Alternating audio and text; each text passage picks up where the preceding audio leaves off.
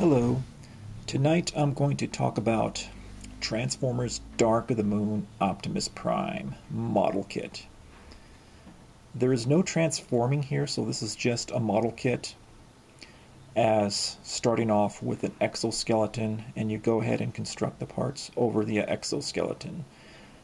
There's a lot to cover here, so I'm going to go ahead and start with the instructions. These instructions are okay.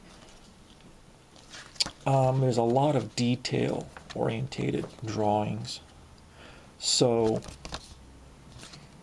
not all of the parts are on the sprue racks, like these bits here on the shoulders or on the bicep. They actually come separate. So, you will get stumped when that time comes when you construct the outer shell on the bicep and the shoulders. So, be on the lookout for these parts. And the drawings may not match the parts because it's a drawing, so just be very observant with the part and that section when you get to it. Now there's two ways you can construct this because it comes in color with the red flames and the blue flames. So, excuse me. I did put this in color because it's a commission, and I went ahead and manicured all the parts, primed them, and airbrushed everything. This part here is actually base coated red and then sprayed white and yellow to achieve the heat source where the flames are actually dancing around in that specific area. Same thing here. Now the decals do have excess material you have to trim with an X-Acto knife, a fresh, clean X-Acto knife. Give you an example. This piece here, the flames tend to go over the edge, so you have to actually use an X-Acto blade and just cut an arc so you have a nice clean cut here. Same on the other side. Also on the shoulders. You have a V formation here that has to be cut as well. So, put this like so. When you construct this, you do have to reinforce the parts on the torso area here and the chest area because they will come off.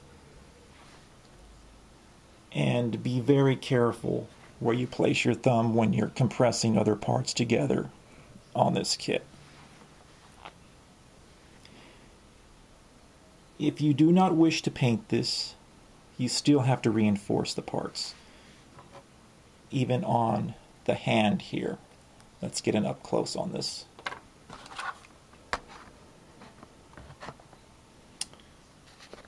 Zoom in.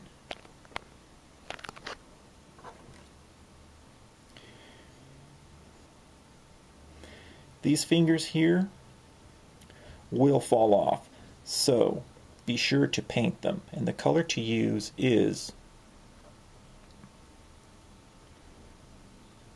Gunmetal by Tamiya. This will reinforce the fingers so they stay in properly on the on his hand here. Like the thumbs here, these limbs here are in parts. As you can see, it's already starting to come off, but it's reinforced by painting them. So paint each individual part first, let dry overnight, the next day assemble, and these are pretty secure. If you don't want to do that, you can go ahead and just glue them together. It's really up to you.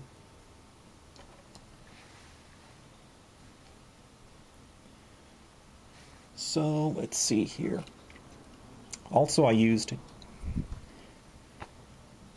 get this out of the way, decal set to reinforce your decals. So this is for those of you who wish to paint this. If you do not wish to paint this, the flames already are on the parts. So no need to worry about that. but you still have to reinforce these bits here on the waist area, and of course underneath the chest panels here, because they will fall off, and I guarantee you, you will lose parts. So my advice to you is to store your parts in plastic Ziploc bags so you can have everything available when you're ready to assemble this. So now on to the battle blades. You can display this guy in several ways. You could replace the fist with the battle blade here. So in order to do that is to actually remove this part here.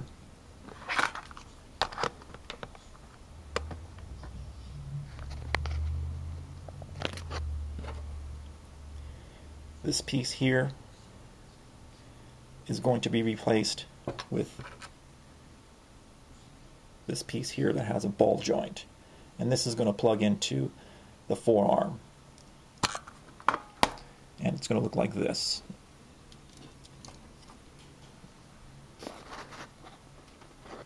Just like so. Or you can have the hand with the battle blade. And all you need to do is use this piece here. That's going to plug into this section here where the flames are. So it's really up to you what you want to do.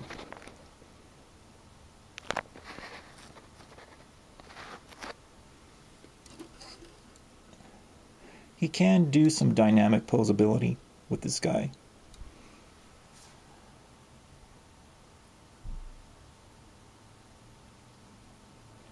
Now, he's totally unlimited in detail, and you can do whatever you wish or whatever you're trying to achieve. You can create dioramas with this, stop motion. You can actually just buy a Transformers Prime Power Riser and just cut that up and add those parts to this if you wish. You can make this into a steampunk look, avant-garde, whatever you want. Even make this transform if you're going to be really into it and sort of configure the exoskeleton to transform it to a vehicle. And I would make this into a Cybertronian vehicle rather than an Earth vehicle. So there's just so much you can do with this, and it's very unlimited. Let's turn him around here. This is the rear. Zoom out.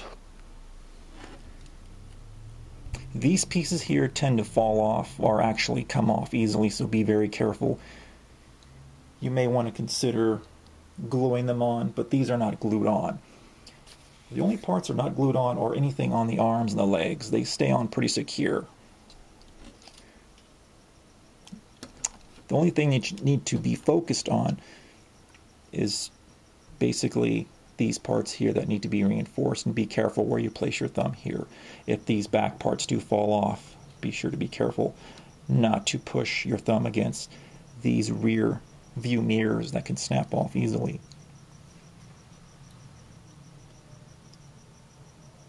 You can actually add LED lights to this if you wish, like in the eye sockets, headlights here, or even illuminate the under panels if you wish.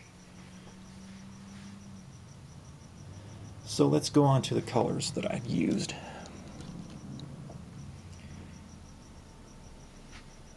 White primer,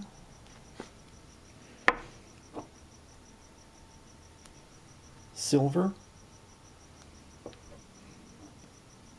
gold, and Blue Angels yellow.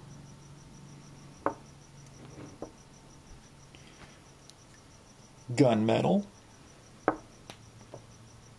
clear blue for his eye sockets, or eye lenses actually, dark blue, guards red, and decal set.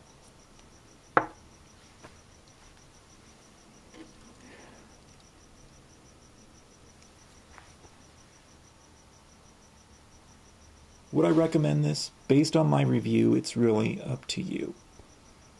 So, if you have the patience and time, it really depends on your schedule, because this took me longer to complete because of the day job and the commute time to and from work, and plus other things I do in life. So I spent almost about a year working on this off and on. So if you have that kind of time, yeah, why not? But I'm going to warn you that it's very time consuming, and don't expect to finish this within 2 or 3 days unless you have a lot of time on your hands. So let's talk about his posability. His head does rotate, but I'm going to take the risk of loosening parts, and parts may come off as I rotate the head because it's on pretty secure. These parts are actually glued on because they will fall off easily. The red circles here are actually glued on because once you put them on, they're on. If you do take them off, you will increase the chances of breaking a peg on these. So, go